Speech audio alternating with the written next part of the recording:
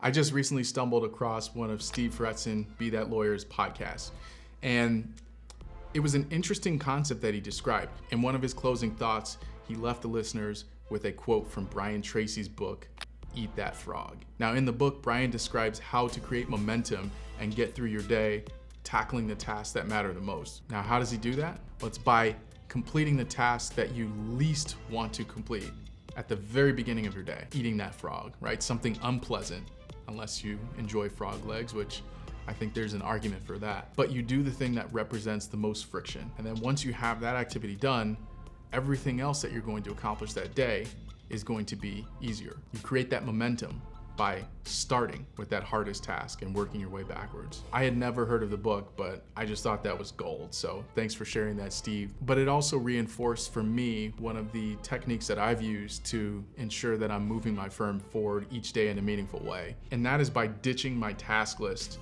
and instead assigning specific time slots on my calendar for major activities that I want to move forward. Rather than working from a task list, which ultimately gives you way too much flexibility in when and the manner that you complete the tasks of the day, what I typically find happens is that you push off the things that matter the most, rather than at the beginning of each day, coming up with a time budget, figuring out how much time you have available to work, and then penciling in the major activities that you have, creating those blocks. Now the key to this is you have to stick to it. So once you get to the end of that time block, you must cease that activity, and you can pick up whether it be later on that day or the next day. This is all a part of smart scheduling and being able to anticipate how long a task will take.